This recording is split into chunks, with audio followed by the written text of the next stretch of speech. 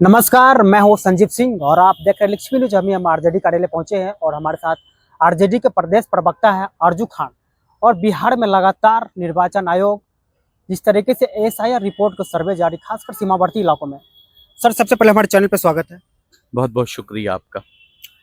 क्या कहेंगे बिहार की जनता को जो खासकर सीमावर्ती इलाकों में जो नैरेटिव फैलाया जा रहा है?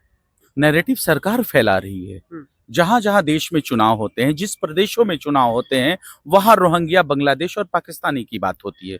झारखंड का इलेक्शन देख लीजिए और असम का इलेक्शन देख लीजिए। सवाल ये है कि जब इलेक्शन खत्म हो जाते हैं तो फिर वो बातें भी खत्म हो जाती है और इसी से ये पता चलता है कि सरकार में बैठे हुए लोग सिर्फ दुष्प्रचार करना चाहते हैं और राजनीतिक लाभ लेना चाहते हैं। इनकी हैसियत राजनीतिक और चुनावी गिद्ध से ज्यादा नहीं है।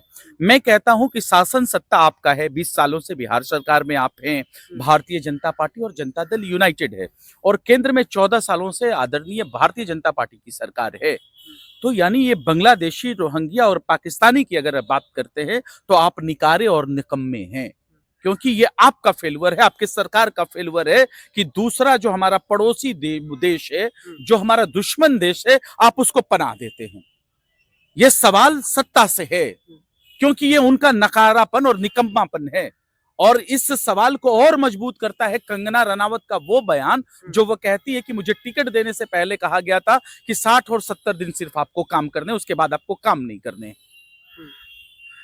जिस तरीके से देश में पुलवामा और पहलगाम होता है और फर्जी स्केच जारी किए जाते हैं उन आतंकवादियों के, ये जाहिर करता है कि आप रोहिंग्या, बांग्लादेशी, पाकिस्तानियों की बात ही नहीं करते हैं। उनको नागरिकता भी देते हैं अपनी सरकार में और उनसे अटैक विदेश में करवाते हैं। बीजेपी आरोप लगा रहे हैं। हम सही कह रहे हैं ना। शासन सत्ता में जो है हम सवाल तो उसी से करेंगे ना। सरकार आपकी, गृह मंत्रालय आपका, सेना आपके अधीन, जवाबदेही आपकी। फिर बताइए कि ये बांग्लादेशी, रोहिंग्या और बांग्लादेशी कैसे आ गया? वो तो कह रहे हैं कि हम तो इसीलिए कर रहे हैं, जो बांग्लादेशी हो, रोहनिया है, उसको नाम काटा जाए। माननीय सम्राट चौधरी का बयान है जो उन्होंने कहा जो सही है वो जुटेगा और जो गलत है वो कटेगा। आप ये बताइए कि सुप्रीम कोर्ट बड़ा है या इलेक्शन कमीशन बड़ा है? जब देश की सुप्रीम कोर्ट ने जब कह दिया कि नागरिकता जांचने का अधिकार इलेक्शन कमीशन को नहीं है, गृह मंत्रालय के पास है, गृह आयोग के पास है, तो ये इलेक्शन कमीशन का तो बयान भी नहीं है। भारतीय जनता पार्टी के लोग कैसे कह रहे हैं कि इतने लोगों का नाम काट दिया जाएगा जो कि रोहिंग्या, बांग्लादेशी और पाकिस्तानी है? यह अधिकार उनको किसने दिया? यानी कि आप अपने देश के संविधान और संविधान को चलाने वाले अपने सुप्रीम कोर्ट के ऊपर आप अंकुश उठा रहे हैं। आप उनके ऊपर गलत सवालिया निशान खड़ा कर रहे हैं।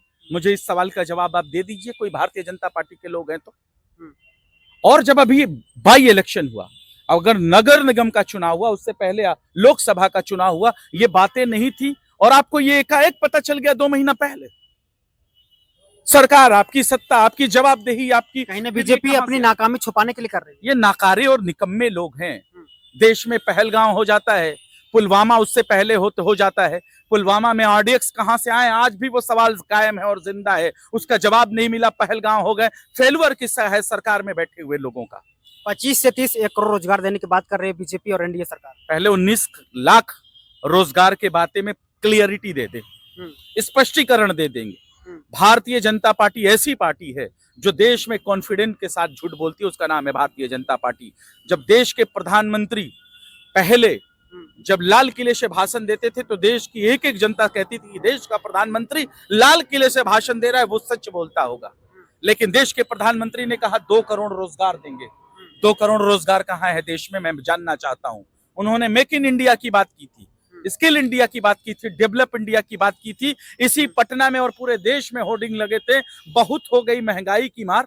अब की बार मोदी सरकार, मैं पूछना चाहता हूं, बिहार में 707 रुपए से ज्यादा बिजली यूनिट क्यों है इस गरीब प्रदेश में? इस गरीब प्रदेश के आम इंसान का खून क्यों नहीं छोड़ा जा रहा है? इसका जवाब कौन देगा? गैस सिलेंडर जो 350 से 400 रुपए में लेते थे, आज 1000 से 1500 रुपए में देशवासी खरीदता है। इसकी जवाबदेही कौन लेगा? यानी कि आपके स्लोगन झूठे, आपके होर्डिंग और बैनर झूठे, आपके बोले हुए एक एक शब्द झूठे। आप मेट्रो ट्रेन लाने वाले थे, देश से काला धन लेने वाले थे, आज 4 गुना काला धन बढ़ गया है स्विस बैंक में। ये स्विस बैंक का आया हुआ है नोटिफिकेशन, उसके बाद इसकी जवाबदेही कौन लेगा?